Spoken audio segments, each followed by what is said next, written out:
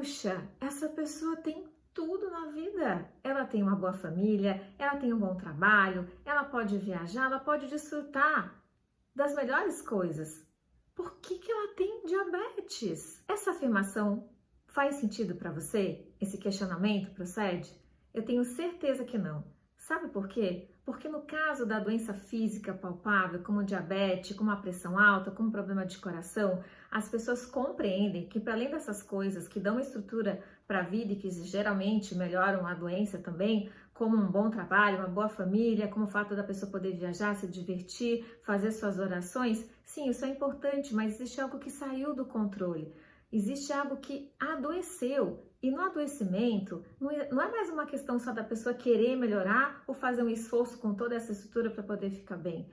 É necessário um acompanhamento e um tratamento médico. Por que que então, no caso da depressão ou de outras doenças mentais, essa frase procede e as pessoas falam ou já ouviram afirmações como essas? Eu sou a doutora Armanda Rufino, sou médica psiquiatra há 25 anos e nesse vídeo eu vou te mostrar com conceitos como é que você elimina os preconceitos que fazem parte, que rondam a doença mental.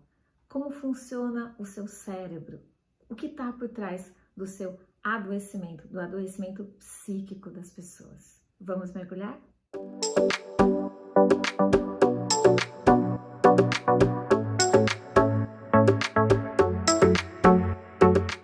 que está por trás, então, do adoecimento da mente? Como adoece o nosso cérebro? Como é que a gente recupera a nossa saúde mental e a nossa qualidade de vida através desse pilar, que é o primeiro pilar da minha metodologia? Sim, a saúde psíquica. Como recuperar a saúde psíquica e a qualidade de vida. Esse pilar, ele é um dos 3 que fazem parte da minha metodologia. Metodologia Armanda Rufino, cujas iniciais formam a palavra MAR. Esse mar da vida, esse mar que a gente precisa aprender a nadar, que a gente precisa dominar para ter a saúde no maior âmbito possível. E aí, o meu método é o método REMAR. Essa palavra re, esse prefixo V, vem a partir da ressignificação. Esse é o grande movimento que eu faço para recuperar a saúde psíquica, o primeiro pilar, a saúde das relações, o segundo pilar, a saúde espiritual e do propósito, que é o terceiro pilar. Mas isso você pode ver melhor através do primeiro vídeo, do vídeo anterior que eu fiz, dessa série em que eu tô falando sobre esses 3 pilares, esses 3 grandes eixos da saúde das pessoas.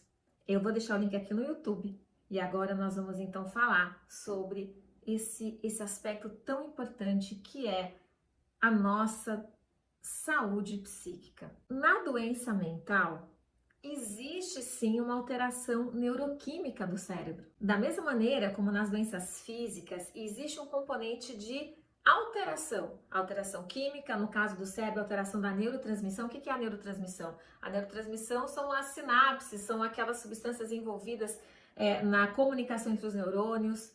E na doença psíquica, seja uma depressão, seja uma ansiedade, seja transtorno bipolar, seja uma dependência química, essa química está alterada e o adoecimento, então os sintomas acontecem juntamente com essa disfunção cerebral. Mas é lógico que nós estamos falando do psiquismo humano, que é algo bem complexo, e a gente na psiquiatria tem que separar muito bem o que é algo que faz parte da vida, uma situação, uma emoção ou um pensamento que faz parte de uma situação de vida e aquilo que já é uma doença.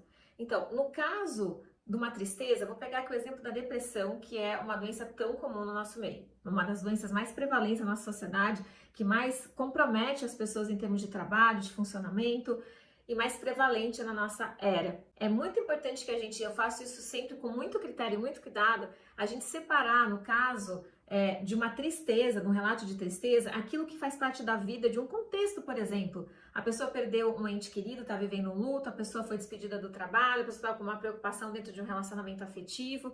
E a tristeza, como sentimento existencial, ela faz parte da vida e não pode ser medicada. Porque aí sim, lembra lá no início do vídeo que eu falei? Aí sim, essas outras questões, como a gente procurar se divertir mais, fazer algo que a gente gosta, a gente sair com amigos, a gente procurar um apoio da família, a gente lembrar tudo que a gente tem de bom. Isso são ferramentas e mecanismos que a gente pode usar e que a gente deve usar para lidar com uma tristeza. Aprender a lidar com tristeza faz parte dos recursos que todos nós, como seres humanos, temos que desenvolver. Porém, existe um momento e uma linha tênue em que essa tristeza passa a ser depressão. É uma tristeza que virou doença.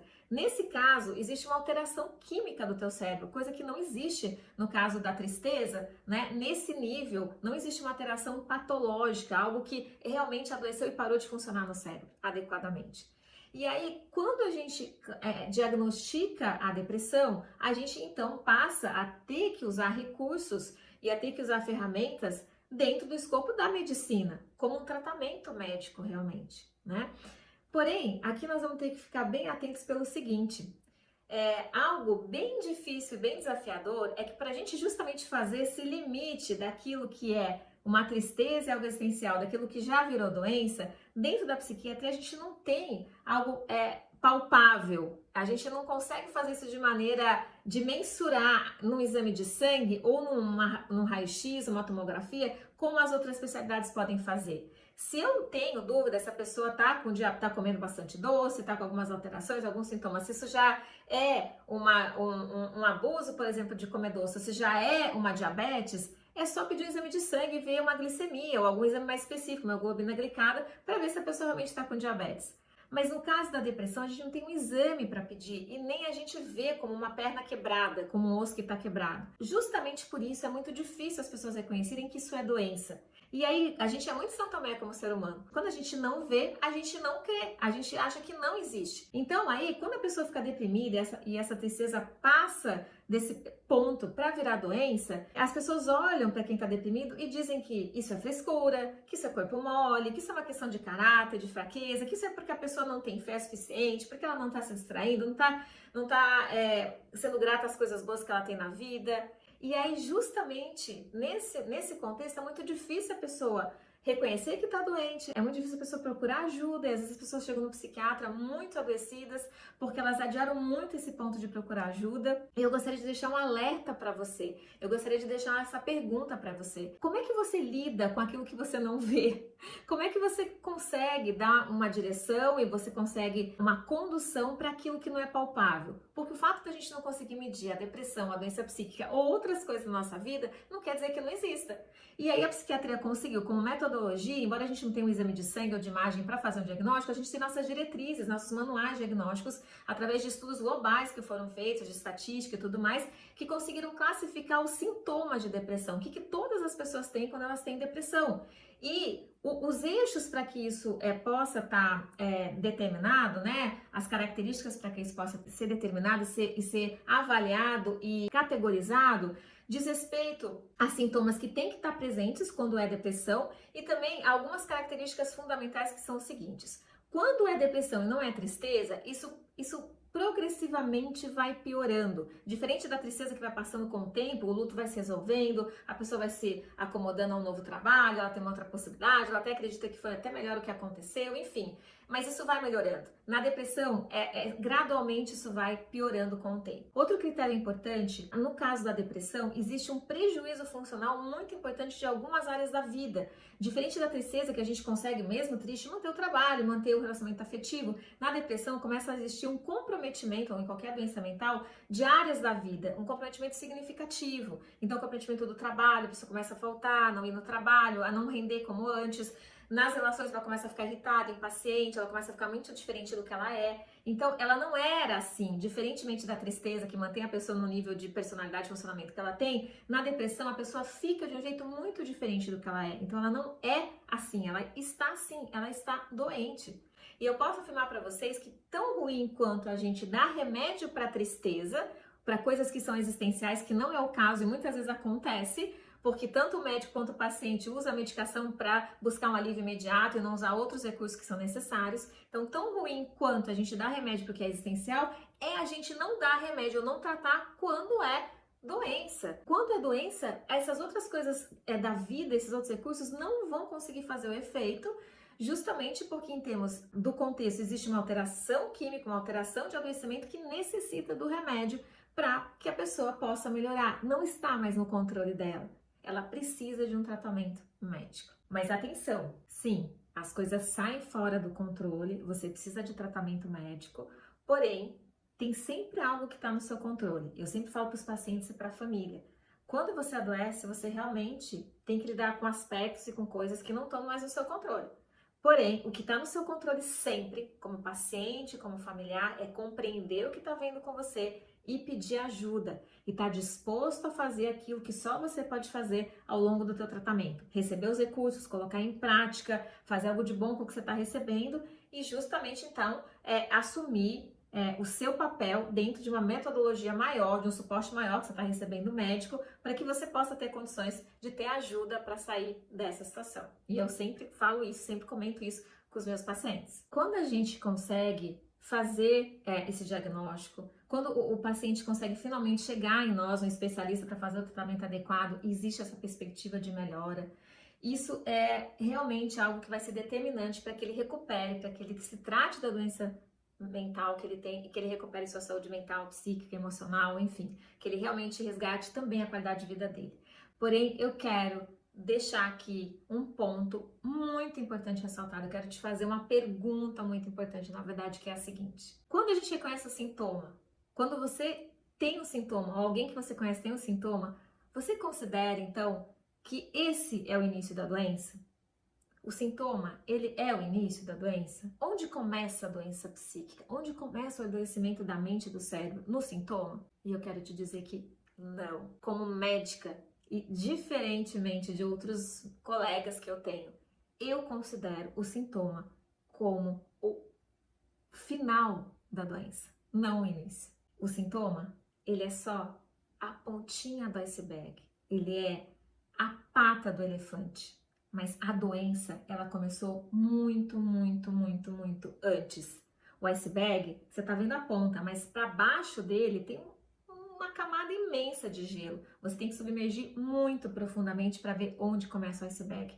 E o elefante também, você tá vendo a pata dele aqui, na areia ou na terra, mas acima dessa pata tem muito elefante. Então, o que eu quero te chamar a atenção aqui, o que eu considero que é muito inovador da minha visão, da minha metodologia, daquilo que eu pratico, daquilo que eu ensino, é que o sintoma, ele é só o final da linha. Então, por isso que a gente vai tratar, nós vamos estrategicamente começar a fazer esse acompanhamento, ou seja, esse tratamento, nós vamos apagar esse incêndio que está acontecendo em termos de adoecimento pelo sintoma, sim, beleza, ok? Estrategicamente isso é muito eficiente. Só que a gente não pode parar por aí. Tem paciente meu que melhora do sintoma, eu falo assim, doutor, então agora eu tratei, melhorei, agora já tô indo pro final do tratamento. Aí eu falo pro paciente assim, não, querido, você tá só começando, sem sintoma, você está começando o seu tratamento.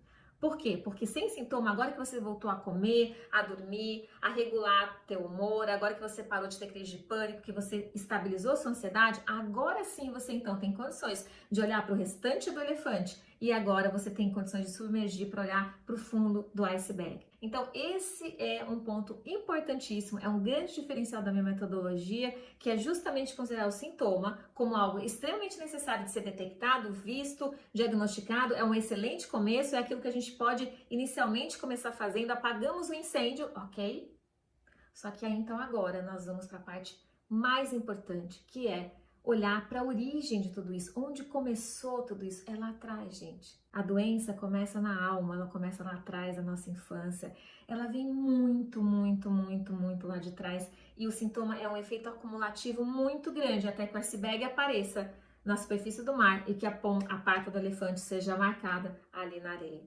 O que eu quero fazer aqui é uma chamada para que você possa compreender essa dinâmica e compreender essa frase que eu digo para as pessoas que também ela me representa muito bem. Eu sempre digo para os pacientes nas primeiras consultas, olha, o remédio não resolve o teu problema, mas ele vai te deixar bem para você resolver. Ele vai te deixar capaz, apto, e um remédio com critério, com bastante discernimento, com bastante estudo, com bastante técnica, ele vai te deixar muito bem para aí sim você resolver o seu problema. Então, isso também serve o inverso, né? O remédio, ele te deixa bem para resolver o teu problema, mas ele não resolve, né?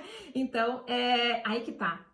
Resolver o problema demanda que a gente vá mais fundo e mais longe.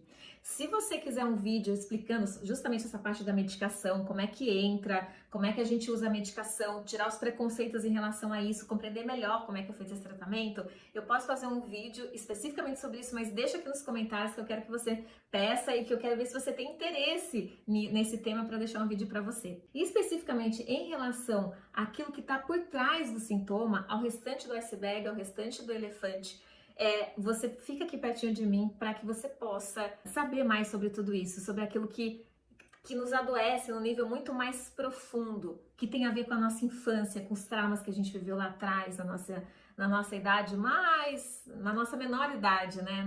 No início de tudo, com aquilo que a nossa família teve de dificuldades para levar adiante a vida, como ela lidou com o trabalho, como ela lidou com as relações.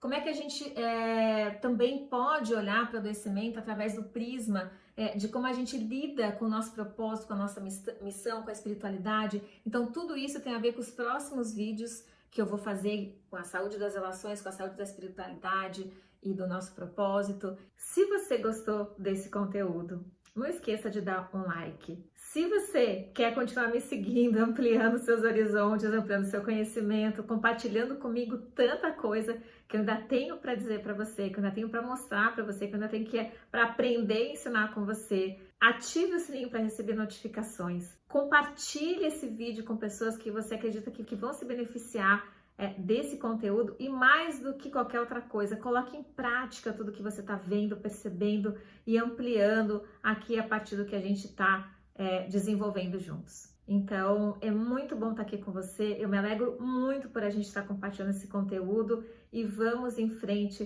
para os próximos vídeos. Um grande abraço para você, até breve, até sempre!